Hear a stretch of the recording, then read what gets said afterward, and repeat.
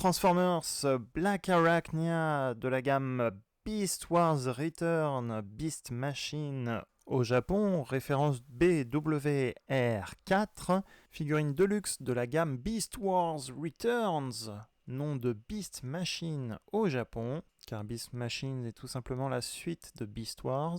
Bienvenue sur TF Toybox, la chaîne qui passe en revue les figurines nouveautés, mais aussi les figurines collector comme celle-ci, et qui vous informe également des nouveautés sur Facebook, Instagram, Twitter et bien sûr YouTube.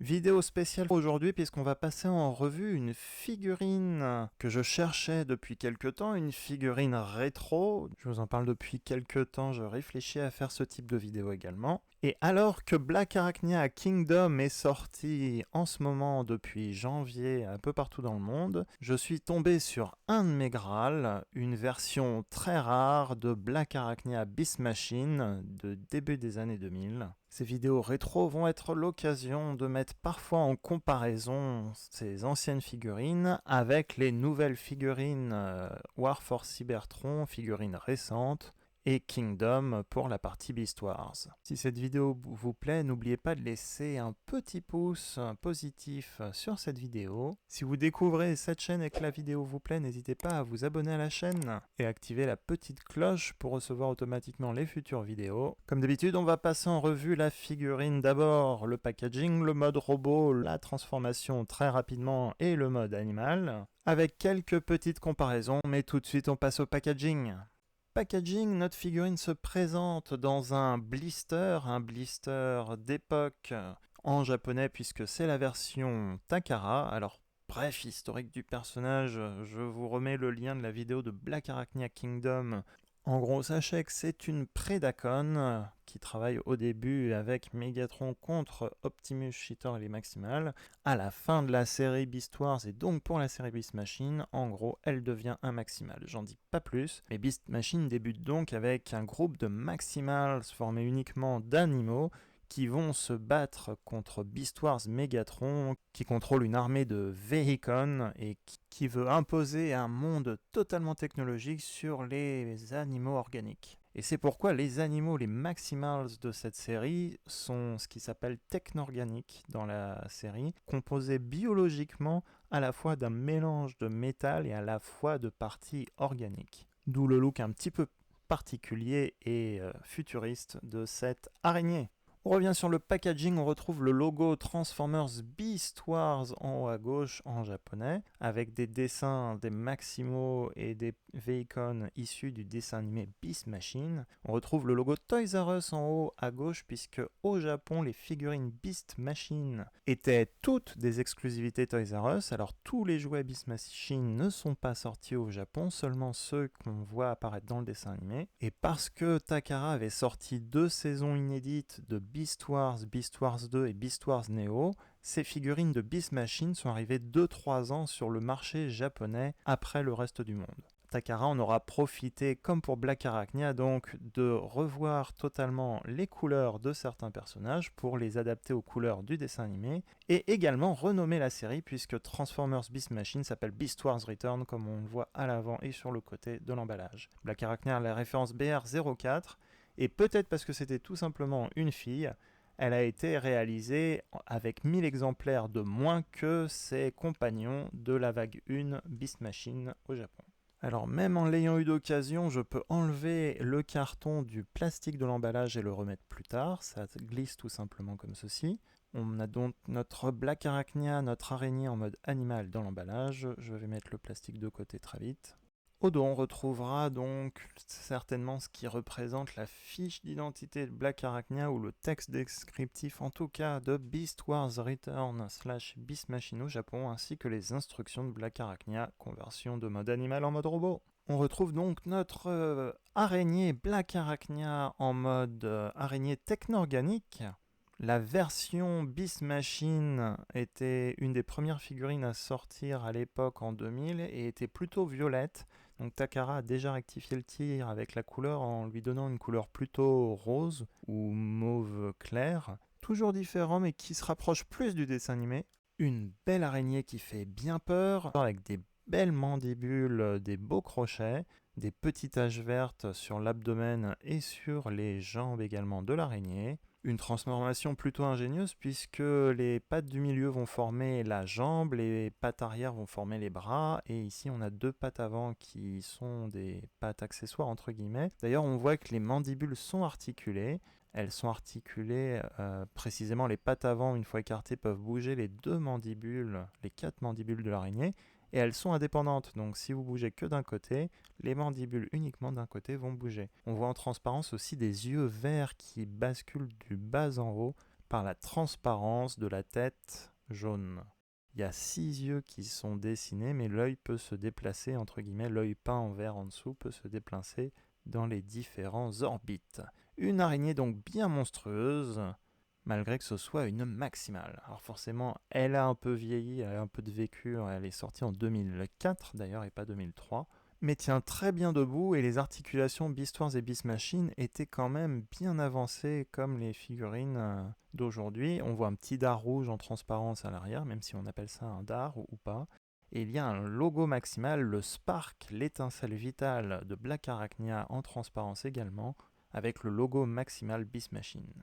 Encore une fois, on revoit la peinture et le détail sur l'abdomen. L'abdomen doré est également sculpté. Black Arachnia reprend donc les couleurs du dessin animé. Et comme je l'ai dit en intro également, il y avait 1000 exemplaires en moins en vente de Black Arachnia que de Cheetor ou Optimus Primal. Mais ce qui fait pour les fans de Beast Machine que cette figurine est encore plus recherchée que la normale, puisqu'elle est quand même plus proche du dessin animé en termes de look.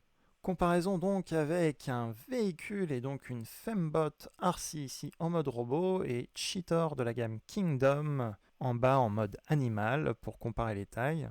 Et comme je le disais, même si aujourd'hui les designs sont au plus proches des dessins animés et des BD, à l'époque les jouets sortaient parfois avant le dessin animé, ce qui fait qu'il y avait des différences entre le look du jouet et le look du dessin animé. Je vous le rajoute aussi Cyclonus pour comparer avec un Voyager Class. En termes d'articulation en tout cas, Black Arachnia vaut largement le coup et tient encore la route. Et encore une fois, c'est un des personnages de Beast Machine Beast Wars Return qui était assez proche quand même du dessin animé, contrairement aux jouets de Optimus Primal ou Cheetor. Ou encore Rattrap qui était beaucoup trop gros car il était en taille Voyager Class. Alors c'est une araignée cybertronienne plus qu'une araignée réaliste, mais du coup elle vaut quand même beaucoup le coup, et avec le retour de Black Arachnia et des personnages Beast Wars en Kingdom, je me suis dit c'était l'occasion de proposer ce type de revue. Donc n'hésitez pas à me mettre en commentaire ce que vous aimeriez voir en plus, ou les personnages que vous aimeriez voir en plus. C'est parti pour la transformation en tout cas. Donc comme je le disais, les jambes,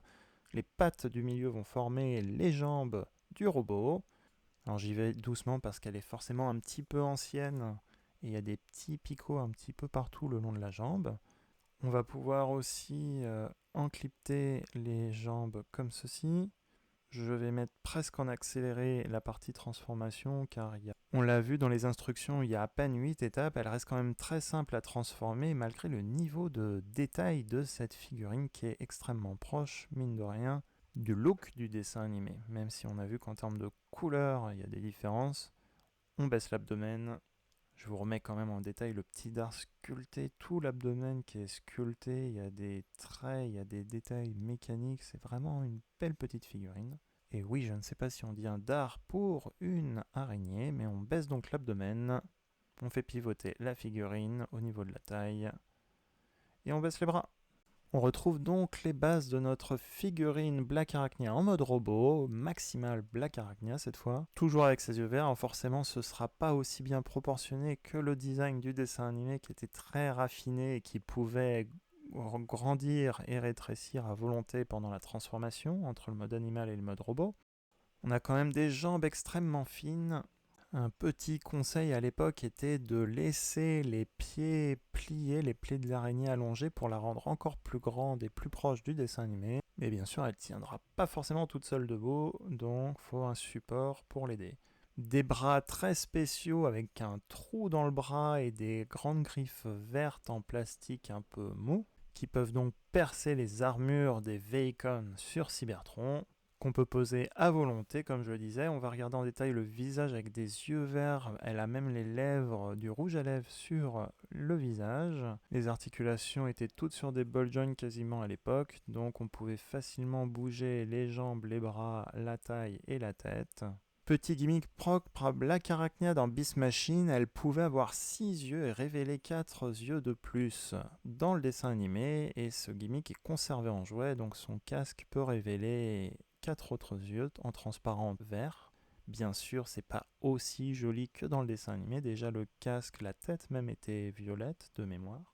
Ça reste un gimmick plutôt sympa qu'on n'a pas revu dans d'autres figurines. De mémoire, il n'y a que le design de Deathsaurus en G1 Victory qui a ça. Côté design, on a encore le symbole de Black Arachnia dans la chevelure sculptée aussi, on voit les traits sculptés tout simplement.